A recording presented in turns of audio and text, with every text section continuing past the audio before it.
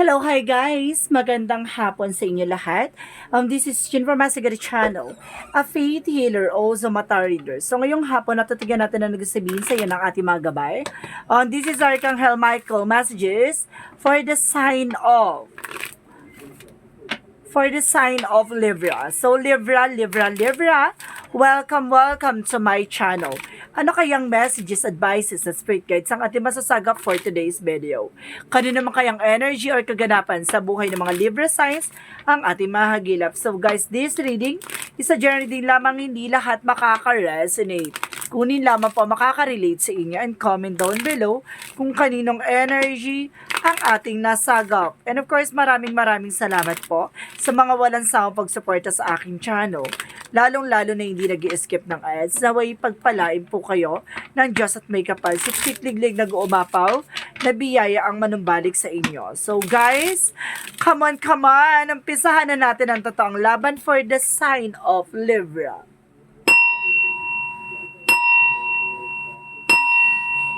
Angel Spirit Messages, bigyan mo ako ng pasabog, ng bulabog na mensahe para sa mga batid nating Libra dyan. So guys, umpisahan na. Eto na.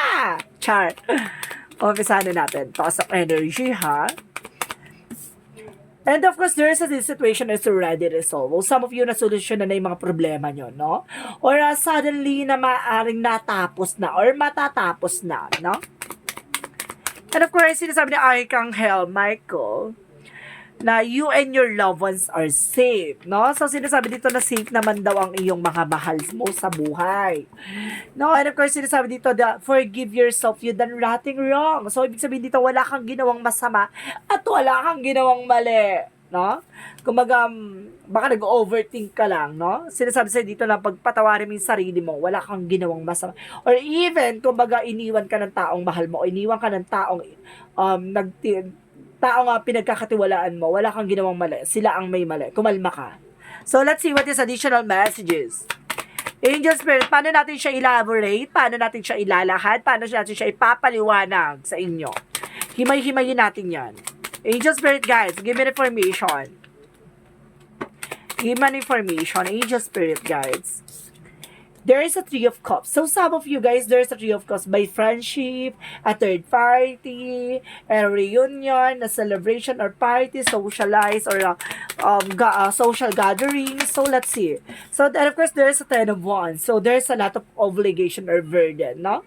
Marami kang obligasyon dito at marami kang, kumbaga, pasanin or marami kang talagang bigat ng nararamdaman o responsibilidad, no? Some of you overload na talaga. And because there is a justice, kumbaga may good karma for you, no? Kumbaga justice will serve, kumbaga sa lahat ng mga binigay mo at ginawa mo sa buhay mo, sa sarili mo, sa pamilya mo, this is the moment na magkakaroon ka ng harvest time. So let's see what is additional messages. There's a Three of Pentacles. So ibig sabihin dito, there's a teamwork, no? Kumbaga meron dito kumbaga pag-uusap. For some of you, there is an information about hard work, commitment, no? So let's see what is additional messages. And of course, there's a Five of Pentacles. So some of you, guys, meron ditong financial loss, no? Some of you, nagkakaroon kayo ng problema for nagkakaroon kayo ng struggles, no, about sa finances. So let's see what is additional messages. And of course, there's a judgment. So that's why mayroon judgment dito. This is the wake-up call or awakening for you, or red flags, no? May mga way or some of you, may mga bagay na ginagawa ka na mali, no? Na hindi nakakatulong sa'yo. So, some of baka meron kang toxic behavior or toxicity sa attitudes mo na nagbibigay sa'yo ng problema. Kaya some of you baka mahilig ka sa utang or mahilig kang manghiram or baka mahilig kang bumili ng kung ano-ano, no? Kaya sinasabi dito na mag-ingat ka. Parang this is the moment na kailangan mo nang baguhin yung sarili mo. So let's see what is the Three of Cups. There's a that tower moment. There's a sudden changes or there's a chaos or there's a destruction or disaster, no? Kumbaga meron ditong kumbaga, nagkaroon ka ng trauma about sa friendship, about sa, or there's an unexpected change about sa friendship, no? There's a third party talaga. na nagbigay ng, kumbaga, pagkasira, no? So, let's see what is the Ten of Wands. So, there's a Queen of Pentacles. So, pagdating naman daw sa finances, kailangan, there's an abundance. Nandun ka na sa abundance, no? Pero kailangan mong, mag-ingat, no? At maging practical. So, some of you, maraming, kumbaga, it's either ikaw yung inuutangan or ikaw yung nangungutang, na maraming, kumbaga, problema talaga nagkaroon ng financial loss. So, let's see what is the Justice.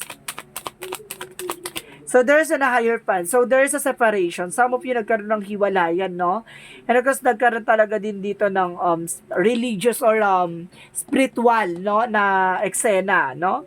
And of course, there's education or some of you, there's a lesson learned. May mga bagay na dapat mo matutunan.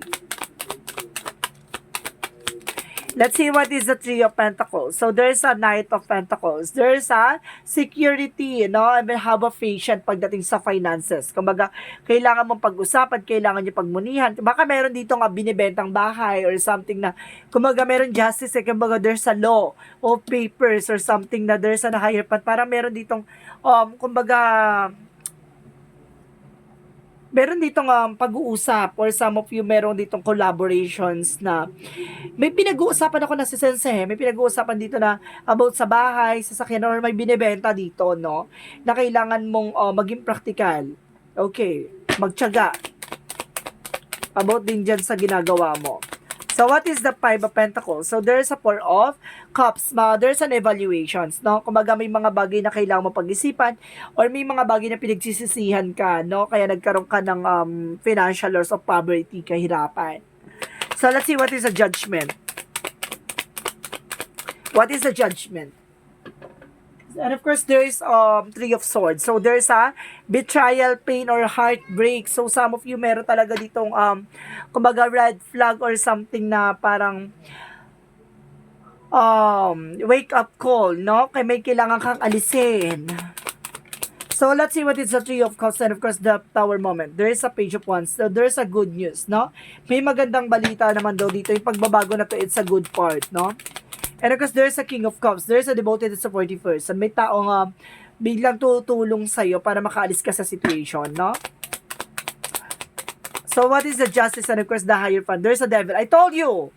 Meron talaga dito na, sabi ko na, there's a negativity or there's a black magic involved. Na pupuntuhin na kita. Na pinupunto na kita ngayon dito na meron talagang gumawa ng black magic, no? Nag-cause ng death, no? Mayroong nawala na sa inyo or may mga mahal sa buhay kang yumaon na. Though parang sinabi dito na maaring some of you Libra, no? Na solusyonan na at natapos na. The situation already resolved.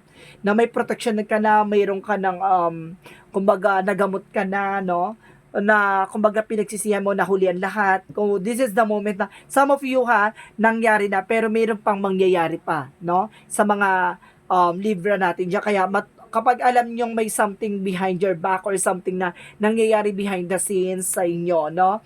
Na hindi na kayo gumagamot hindi na kayo naggumagaling, no? Hindi na kayo gumagaling about sa medication. So kailangan niyo ng spiritual, no? Kasi there's a higher fund by spiritual and just means there's a karma, no? Kung magkakakarmahin naman tong gumagawa pero kailangan nyo ng instrument by God, no? And the devil card is the black magic and gold na the death card na sinasabi na may ginawa sa inyong kumbaga eksena na humantong sa death, no? And of course, kailangan nyo to, ng death card is a transformation and the ending and a new beginning. So, kailangan nyo nang tapusin tong kulam and black magic sa inyo. What is the Three of Pentacles? So, and of course, kumbaga nadagdagan yung information sa akin na kaya pala nagkaroon ka ng kumbaga nagipit ka, nahirapan ka about sa finances kasi may kasama rin siya sa kulam mo, no? Ang kulam kasi hindi ka lang kayang bigyan ng sakit, no? Kaya ka rin niyang bigyan ng pamalas, bigyan ng kumbaga pagkatalo at pag-aaway at kayang paghiwalay ng mag-asawa. And of course, magka-relasyon. And of course, there's an Eight of Wands, there's a past communication. So, ngayon, kumaga magkakaroon ka ng trouble or something na pagbabago. Double clarification to, maaari mag-iiba bansa ka or some of you na sa ibang bansa ka, na kailangan mo mag-take ng action. Kasi kung hindi ka mag-take ng action, same scenario pa rin yan. So, what is the Judgment and the Three of Swords? So, there's a the Star card and the Knight of Cups. Double clarification na there's a wish fulfillment, no? Kumbaga, kung gusto mo matupad yung mga pangarap mo, simulan mo ngayon pa lang, no? Ngayon pa lang, simulan mo na, solusyonan mo, pangalagaan mo yung sarili mo, ang finances and health mo. Kasi, at the end of the time, kumbaga, kailangan mong, kumbaga, mag-take ng risk. So, let's see what is the outcome. Let's see what is the outcome. So, there's a Ten of Swords. Some of you, binabackstab ka. Some of you, it's either relatives, toxic family, toxic relatives, or toxic friends. Kasi there's a backstabbing. O, ibig sabihin kung hindi kapitbahay to, kamag-anak, o kaibigan mo, no? And of course, there's a Knight of Swords na nagbibigay sa'yo ng anxieties. Ngayon, stress ka, no? And of course, talagang parang natatakot ka, ganon. Kumbaga, this is the moment na kumbaga ito yung ginawa talaga sa'yo. And of course, there's a Four of Swords. Makinig ka sa intuitions mo. Hindi ka makatulog, hindi ka makapagpahinga na maayos. Kasi, kumbaga, balisa ka, or kumbaga, hindi mo mapakali, ganon. And of course, there's a Nine of Wands, there's a resilience. So, kailangan mo mag-take ng actions at gawin mo yung mga bagay na, kumbaga, kailangan mo maging matapang. No? And of course, there's the Sun card. Magkakaroon ka ng pure positive outcome. Masusolusyonan mo at matatapos mo tong problema pinagdadaanan mo. So, let's see what is the Love Oracle card. My God. Libra, ano ba?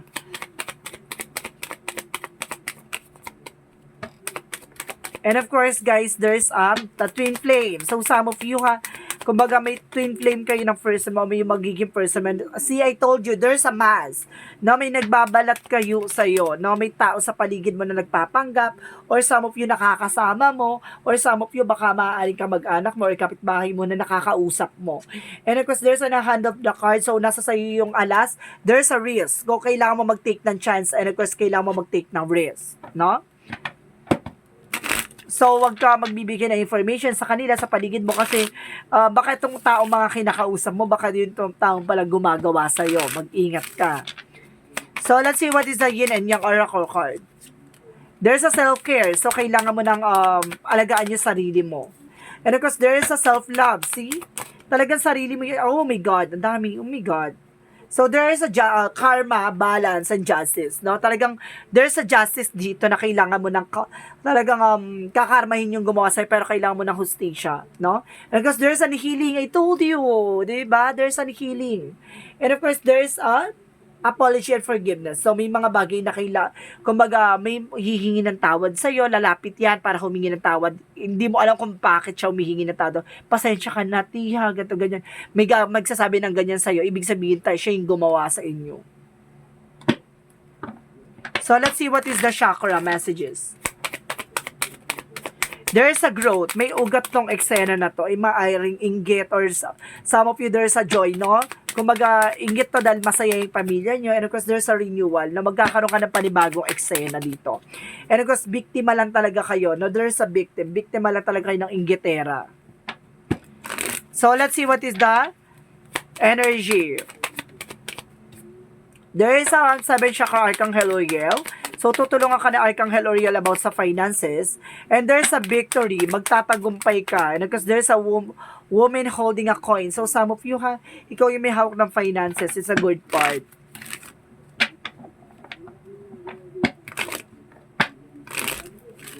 Or yung, kung sino yung babae sa inyo, siya yung mahawak ng finances. Additional messages.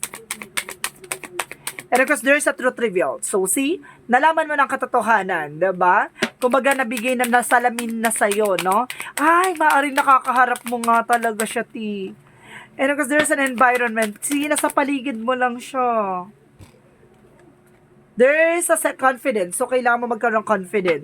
Huwag mo ipakita sa kanya na naapektuhan ka, nalulungkot ka, kasi the more silang nagiging greedy. And of course, there's an option. So, i-consider mo yung mga possibilities at kumbaga, kailangan alamin mo, no? Yung mga second options. And of course, there's a school. May mga bagay na matututunan ka at makukuha mo yung kasagutan sa lahat ng katanungan mo. So, let's see what is the Demonology. There is a communication is the key. No? Kailangan ng communication at the same time the energy is gaining momentum. So itong bagay na to hindi mo ito makakalimutan. And of course there is a prosperity lies ahead. So parating na talaga ang magandang bukas at magandang buhay para sa iyo. So what is Archangel Raphael, messages for you. And of course, there's a increased energy. So, palakasin mo yung enerhiya mo, no? Yung mga good energy. So, let's see what is additional messages. There's a weight of the world. So, ibig sabihin dito, there's a boundaries, no? Kailangan mong, may mga bagay na kailangan mong bitawan. Kasi baka nagpapabigay ng blockages or something. Kailangan mo mag-set ng boundaries para hindi nakakapasok yung mga taong gumagawa behind your back. And because the golden mirror, children's rare gift. So, some of you malakas ang instinct, no? Malakas ang kutob. Additional messages. There's a relationship. Kumbaga, some of you inggit sa relasyon din to. And because there's a relationship involvement and there's a guilt na maaaring may galit sa itong tao na to.